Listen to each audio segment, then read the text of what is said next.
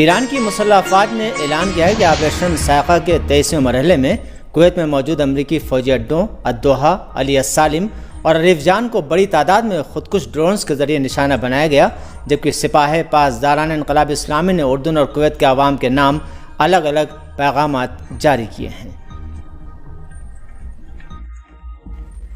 ایران کی فوج نے اپنے بیان میں کہا ہے کہ یہ کارروائی امریکہ کی جانب سے ایران پر جاری حملوں کے جواب میں کی گئی۔ بیان میں کہا گیا ہے کہ الدوحہ اڈے پر اسلحہ اور لاجسٹک گودام، علی السالم اڈے پر ایندھن کے ذخائر، جبکہ عریف جان کیمپ میں اسلحہ ڈپو کو نشانہ بنایا گیا۔ دوسری جانب سپاہ پاسداران انقلاب اسلامی نے اردن اور کویت کے عوام کے نام الگ الگ بیانات جاری کرتے ہوئے کہا کہ ایران کی کارروائیوں کا ہدف ان ممالک کی خود مختاری نہیں بلکہ ان کی سرزمین پر قائم امریکی فوجی اڈے ہیں۔ سپاہ کے مطابق امریکہ ہی ان اڈوں کے ذریعے ایران کی خود مختاری کو متاثر کر رہا ہے۔ ایرانی حکام نے ان الزامات کو مسترد کیا ہے کہ ان کی کارروائیاں دوسرے ممالک کی خود مختاری، علاقائی سالمیت اور حاکمیت کی خلاف ورزی ہیں۔ بیان میں کہا گیا ہے کہ ایران متعلقہ ممالک کی خود مختاری اور علاقائی سالمیت کا احترام کرتا ہے، تاہم جن امریکی فوجی اڈوں سے ایران پر حملے کیے جا رہے ہیں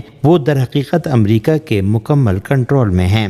سپاہ نے اپنے بیان میں کہا ہے کہ اردن میں ایک امریکی تھارڈ میزائل دفاعی ریڈار، ایک پیٹریاٹ فضائی دفاعی نظام، سی ریم ریڈار، ایندھن کے ذخائر اور ہیلی کاپٹروں کی مرمت و دیکھ بھال کی تنصیبات کو تباہ کیا گیا۔ کویت سے متعلق بیان میں سپاہ نے کہا ہے کہ علی السالم اڈے پر فوجی ساز و سامان کا بڑا گودام، پیٹریاٹ دفاعی نظام اور MQ-9 ڈرون ہینگر کو نشانہ بنایا گیا، جبکہ العدیدی کیمپ میں امریکی فوجیوں کی رہائش گاہوں اور 2 ہیلی کاپٹر ہینگرز پر بھی حملے کیے گئے، جن میں متعدد امریکی اہلکار ہلاک و زخمی اور کئی ہیلی کاپٹروں اور ڈرونز کو نقصان پہنچا ہے۔ سپاہ پاسداران انقلاب اسلامی نے اپنے بیانات میں کہا کہ ایران کی کارروائیاں ان امریکی اڈوں کے خلاف ہیں جہاں سے ایران پر حملے کیے جا رہے ہیں۔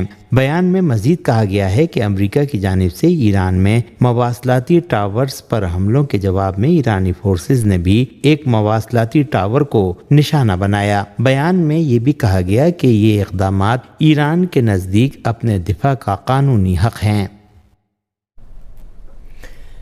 ایران کی وزارت خارجہ نے برطانیہ کی جانب سے امریکہ کو ایران پر حملوں کے لیے اپنے فوجی اڈے اور سہولیات فراہم کرنے کے فیصلے کی سخت مذمت کی ہے۔ وزارت خارجہ کے مطابق یہ اقدام اقوام متحدہ کے منشور اور بین الاقوامی قوانین کی کھلی خلاف ورزی ہے اور اقوام متحدہ کی قرارداد 3314 کے تحت اسے ایران کے خلاف جارحیت قرار دیا جا سکتا ہے۔ بیان میں کہا گیا کہ امریکہ کے ایران پر حملے، جن میں صہیونی حکومت بھی شریک ہے، بین الاقوامی قوانین کی خلاف ورزی ہے، لہٰذا ان حملوں میں کسی بھی ملک کا تعاون جارحیت اور جنگی جرائم میں شمولیت کے مترادف ہوگا۔ ایران نے کہا ہے کہ برطانیہ، جو اقوام متحدہ کی سلامتی کونسل کا مستقل رکن ہے، حملوں کی مذمت کرنے کے بجائے امریکہ کا ساتھ دے کر اپنی قانونی اور اخلاقی ذمہ داریوں سے پیچھے ہٹ گیا ہے۔ بیان میں بھی کہا گیا ہے کہ برطانیہ کا یہ رویہ ایران کے خلاف ماضی کی مداخلتوں کا تسلسل ہے، جن میں 1953 کی بغاوت، ایران عراق جنگ میں صدام کی حمایت، ایران پر پابندیاں اور دیگر اقدامات شامل ہیں۔ ایران نے آخر میں خبردار کیا کہ جو بھی ملک ایران کے خلاف کسی بھی فوجی کارروائی میں تعاون کرے گا تو اس کے نتائج کا بھی ذمہ دار ہوگا۔ عراق کے وزیر اعظم علی فالح الزیدی ایک اعلیٰ سطحی وفد کے ہمراہ تہران پہنچ گئے ہیں۔ ایرانی صدر مسعود پزشکیان نے تہران کے سعد آباد کمپلیکس میں عراقی وزیر اعظم علی فالح الزیدی کا باضابطہ استقبال کیا۔ ایران کے صدر ڈاکٹر مسعود پزشکیان اور عراق کے وزیر اعظم علی فالح الزیدی نے پہلے 1 on 1 ملاقات کی، اس کے بعد اعلیٰ سطحی وفود کے اجلاس میں شرکت کی، جبکہ 2 طرفہ تعاون کے مختلف معاہدوں کا جائزہ لیا گیا۔ ملاقات میں ایران اور عراق کے درمیان سیاسی، اقتصادی، تجارتی، ٹرانزٹ، توانائی اور علاقائی تعاون کو مزید مضبوط بنانے پر اتفاق ہوا۔ دونوں رہنماؤں نے پہلے سے طے شدہ معاہدوں پر جلد از جلد عمل درآمد کی ضرورت پر زور دیا۔ انہوں نے کہا کہ ایران اور عراق کے تاریخی، ثقافتی، مذہبی اور عوامی تعلقات دونوں ممالک کی سب سے بڑی طاقت ہیں، جنہیں مزید مستحکم کیا جانا چاہیے۔ دونوں رہنماؤں نے اس بات پر بھی اتفاق کیا کہ باہمی تعاون کے فروغ سے نہ صرف دونوں ممالک کے مفادات، امن، استحکام اور خوشحالی کو تقویت ملے گی، بلکہ پورے خطے میں یکجہتی اور تعاون بھی مضبوط ہوگا۔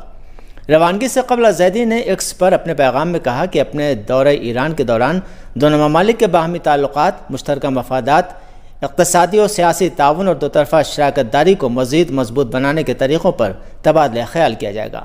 علی فالح الزیدی کا کہنا تھا کہ خطے کی موجودہ صورتحال، علاقائی امن و استحکام اور سیکورٹی کے فروغ پر بھی خصوصی مشاورت ان کی اہم ترجیح ہے۔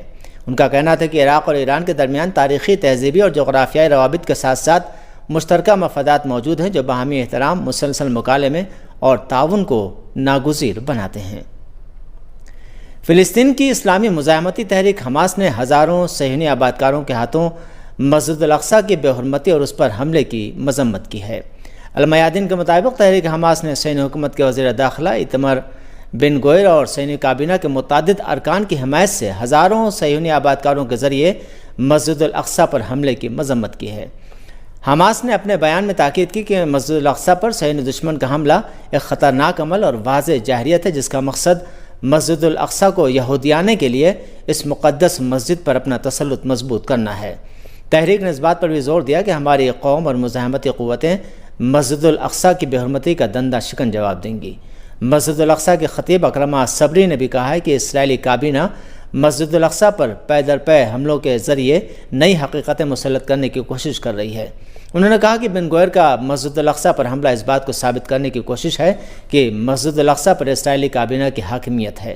شیخ صبری نے تاکید کی کہ خواہ یہ حملے کتنے ہی عرصے تک جاری رہیں، وہ کبھی بھی اسرائیلیوں کے حقوق حاصل نہیں کر سکیں گے۔ ECO سائنس فاؤنڈیشن کے چھٹے اجلاس میں شرکت کے لیے ایران کے وزیر سائنس و ٹیکنالوجی اسلام آباد کے دورے پر ہیں۔ ایران کے وزیر داخلہ اسکندر مومنی نے کہا کہ ایران کو توقع ہے کہ برکس کے رکن ممالک موجودہ علاقائی حالات پر خاموش نہ رہیں اور عالمی سطح پر مؤثر انداز میں آواز بلند کریں۔ وزیر داخلہ اسکندر مومنی نے کہا کہ ان کا ہندوستان کا دورہ برکس کے وزراء داخلہ کے اجلاس میں شرکت اور اس میں خطاب کی غرض سے ہے۔ ہم مشترکہ اعلامیے میں حصہ لیں گے اور مختلف ممالک کے وزراء سے دوطرفہ ملاقاتیں بھی کریں گے۔ مومنی نے کہا کہ برکس دنیا کی 40% سے زیادہ آبادی اور 25% سے زیادہ رقبے کی نمائندگی کرتا ہے، اس لیے یہ ایران کے لیے ایک اہم تنظیم ہے۔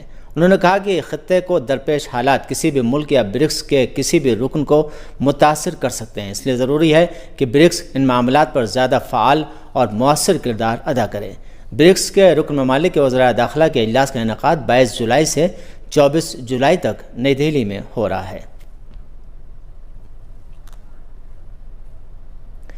امریکی صدر ڈونلڈ ٹرمپ نے کہا ہے کہ سعودی عرب کے ساتھ سول جوہری معاہدہ اس وقت تک مکمل نہیں ہوگا جب تک سعودی عرب اسرائیل کے ساتھ تعلقات معمول پر نہیں لاتا اور ابراہیم معاہدوں میں شامل نہیں ہوتا۔ ٹرمپ نے ٹروتھ سوشل پر لکھا ہے کہ اس معاہدے کے تحت سعودی عرب کو یورینیم مزدودگی کی اجازت نہیں دی جائے گی۔ انہوں نے کہا کہ یہ معاہدہ صرف پرامن اور سول جوہری مقاصد کے لیے ہوگا۔ ٹرمپ نے اپنے بیان میں کہا کہ ایران، متحدہ عرب امارات اور بعض دیگر ممالک بھی پرامن جوہری پروگرام رکھتے ہیں اور امریکہ کو ایسے سول جوہری مراکز پر اعتراض نہیں، بشرطے کہ ان میں یورینیم کی افزودگی نہ ہو۔ ٹرمپ نے اپنے پیغام میں لکھا ہے کہ امریکہ کو غیر فوجی جوہری تنصیبات پر کوئی اعتراض نہیں، لیکن سعودی عرب کے ساتھ معاہدے کی بنیادی شرط اسرائیل کے ساتھ تعلقات کی بحالی ہے۔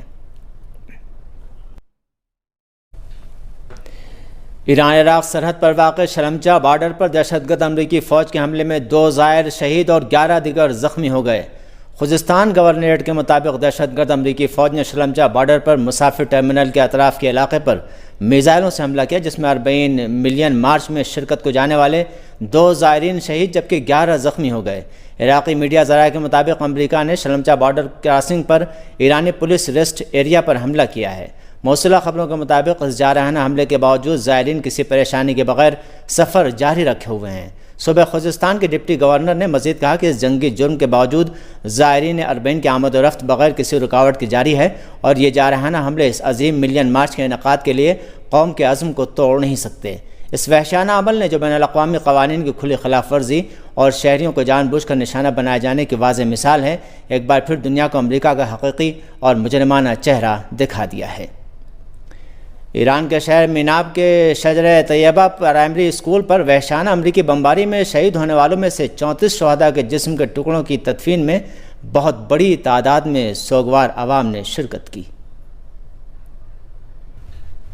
سحر نیوز کے مطابق 34 شہدائے میناب کے جسدائے پاک کے ٹکڑوں کی گلزار شہدائے میناب میں ان کی ابدی آرام گاہوں میں تدفین عمل میں آئی، جس میں شہیدوں کے غمزدہ والدین، مقامی حکام اور عوام نے شرکت کی۔ مہینوں انتظار کے بعد شہدائے میناب کے جسدائے پاک کے 67 ٹکڑے ان شہیدوں کی آخری آرام گاہ کے سپرد کیے گئے جن کے جسم کے یہ حصے تھے۔ 34 شہدائے میناب کے جسدائے پاک کے ٹکڑوں کی ان ابدی آرام گاہ کے سپرد کیے جانے کی یہ پرشکوہ رسومات معاصر ایرانی تاریخ کے تلخ ترین سانحے کی یاد دلاتی ہیں کہ کس طرح دہشت گرد امریکہ اور غاصب صہیونی حکومت نے شجرہ طیبہ پرائمری اسکول پر وحشیانہ بمباری کر کے اسکولی بچیوں اور ٹیچروں کا قتل عام کیا تھا کہ شہیدوں کے جسدائے پاک کے ٹکڑے اس طرح بکھر گئے تھے کہ ان کی تحقیق اور اس بات کا پتہ لگانے میں کہ کون سا ٹکڑا کس شہید کے جسد پاک کا ہے مہینوں لگ گئے۔ ایران کے صوبے ہرمزگان کے شہید فاؤنڈیشن کے ڈائریکٹر جنرل عطا اللہ ناوکی نے بتایا کہ مہینوں کی تحقیق کے بعد اس بات کا تعین ہو سکا کہ یہ انسانی اعضاء ان 34 شہیدوں کے جسدائے پاک کے ہیں جنہیں سپرد خاک کیا جا چکا ہے۔ یہ ایسے میں ہے کہ چند روز قبل اسکائی نیوز کی تحقیق میں میناب پرائمری اسکول حملے کا ذمہ دار امریکہ کو قرار دیا گیا۔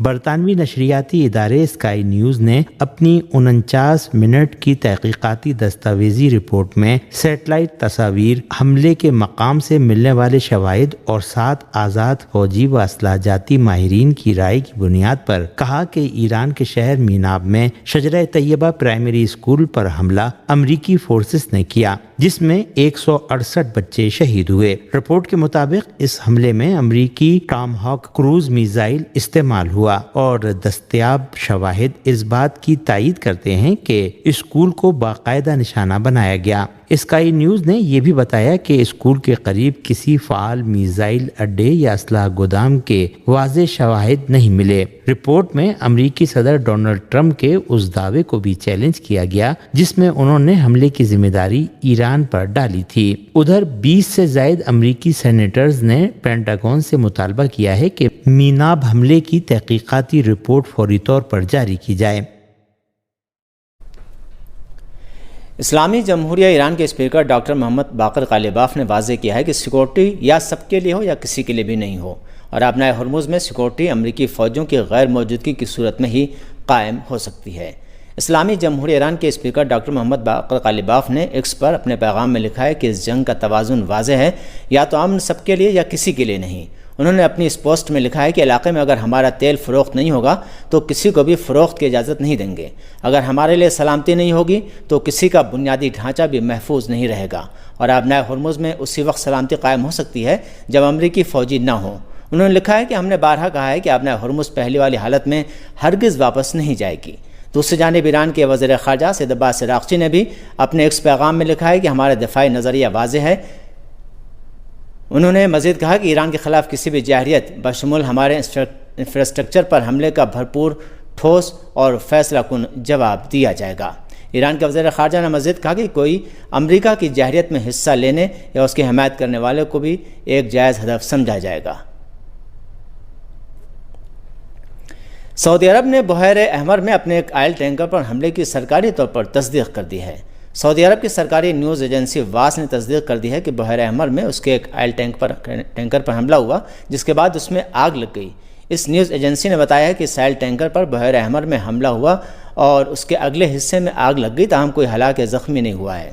سعودی عرب نے یہ اعتراف ایسی حالت میں کیا ہے کہ اس سے پہلے یمن کی مسلح افواج کے ترجمان یحییٰ سری نے ایک بیان میں 2 سعودی آئل ٹینکروں پر حملے اور بحیر احمر میں ایک وسیع فوجی کارروائی میں کئی تجارتی بحری جہازوں کو روک لیے جانے کی خبر دی تھی۔ جہازرانی کی خدمات فراہم کرنے والی کمپنی کلارکسن نے کہا ہے کہ یمن کے انصار اللہ کی کارروائیوں کا آئل ٹینکروں کی سرگرمیوں پر عمومی اثر پڑا ہے۔ یمنی فوج کی جانب سے سعودی عرب کی بحری ناکہ بندی کے اعلان کے بعد بحری جہازوں نے بحیر احمر سے واپسی کا سفر شروع کر دیا ہے۔ یورپی یونین کی نیول فورس نے بدھ کے روز اپنی ایڈوائزری میں کہا کہ اسرائیل، امریکہ یا سعودی عرب کے ساتھ تعلقات رکھنے والے بحری جہازوں کو زیادہ خطرہ لاحق ہے۔ ہندوستان کے دارالحکومت دہلی میں اپوزیشن اراکین پارلیمنٹ نے احاطے میں پارلیمنٹ ہاؤس میں احتجاجی مظاہرہ کیا۔ دہلی میں پارلیمنٹ ہاؤس کے احاطے میں جمعرات کو NDA اور انڈیا بلاک کے اراکین پارلیمنٹ آمنے سامنے آ گئے۔ دونوں ایوانوں کی کارروائی ملتوی ہونے کے بعد دونوں بلاک نے مکر دوار پر الگ الگ مسائل کو لے کر ایک ساتھ احتجاج کیا۔ اپوزیشن اراکین پارلیمنٹ نیٹ پیپر لیک تنازع اور مرکزی وزیر تعلیم دھرمیندر پردھان کے خلاف مظاہرہ کرتے ہوئے دھرمیندر پردھان کے استعفے کا مطالبہ کر رہے تھے۔ دوسری طرف NDA کے اراکین پارلیمنٹ اس معاملے پر پارلیمنٹ میں بحث سے اپوزیشن کے انکار اور مبینہ طور پر جھوٹی خبریں پھیلانے کے الزام کو لے کر احتجاج کر رہے تھے۔ راجیہ سبھا میں حزب اختلاف کے قائد اور کانگریس کے قومی صدر ملکارجن کھڑگے نے ایوان میں اپنی تقریر کے دوران کہا کہ دھرمیندر پردھان کو استعفیٰ دینا ہوگا، اس کے بغیر بحث ممکن نہیں ہے۔ لوک سبھا میں حزب اختلاف کے قائد اور کانگریس رہنما راہل گاندھی نے بھی مسلسل مرکزی وزیر تعلیم دھرمیندر پردھان کے استعفے کا مطالبے پر اڑے ہوئے ہیں۔ جمعرات کی صبح وزیر اعظم نریندر مودی کی جانب سے پیپر لیک کے تمام معاملات کے فوری تصفیے کے لیے فاسٹ ٹریک عدالتیں قائم کرنے کے اعلان کے بعد راہل گاندھی نے ایک بار پھر اپنے مطالبات دہرائے۔ راہل گاندھی نے اپنی ایکس پوسٹ میں مزید لکھا کہ طلباء کے مطالبات بالکل واضح ہیں، دھرمیندر پردھان کو عہدے سے ہٹائیں، طلباء سے معافی مانگیں اور طلباء کے خلاف تشدد کرنے والوں کے خلاف کارروائی کریں۔ آبنائے ہرمز میں امریکہ اور ایران کی کشیدگی میں اضافہ ہو رہا ہے۔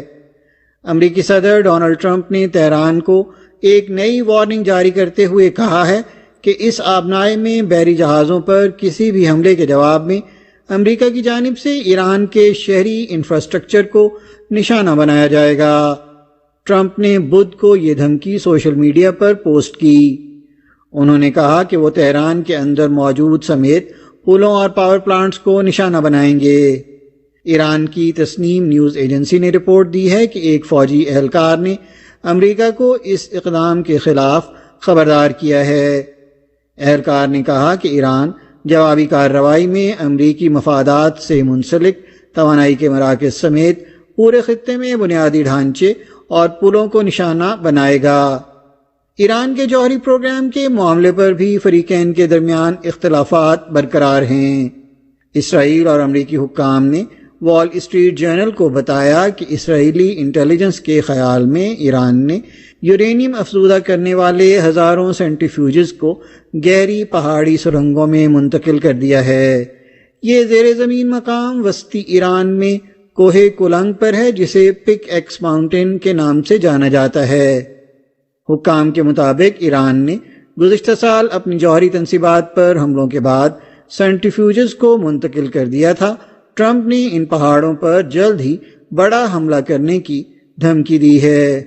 ایرانی وزارت خارجہ کے ترجمان اسماعیل بقائی نے سوشل میڈیا پر پرزور جواب دیتے ہوئے کہا کہ وہاں کوئی جوہری سرگرمی نہیں ہو رہی۔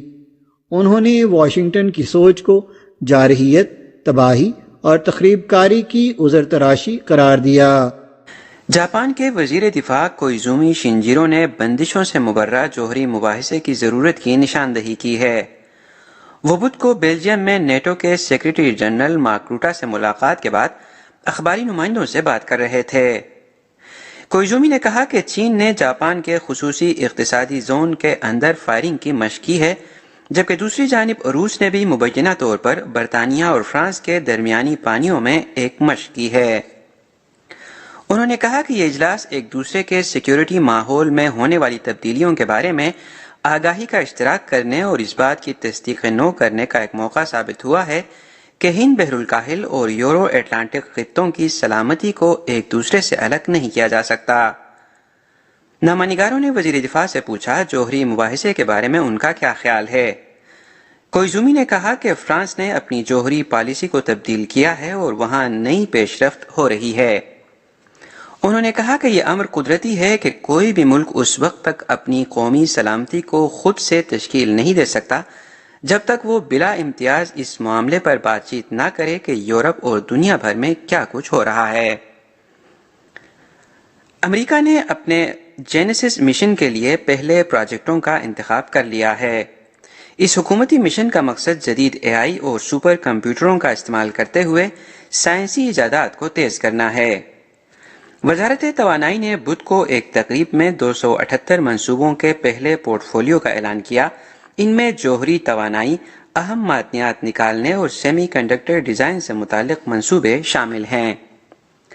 سب سے زیادہ سرمایہ کاری جوہری توانائی کے میدان میں کی جائے گی، جس کے بارے میں وزارت کا کہنا ہے کہ اے آئی کو جوہری تنصیبات کی تیز رفتار اور زیادہ محفوظ تعمیر کے لیے استعمال کیا جا سکتا ہے۔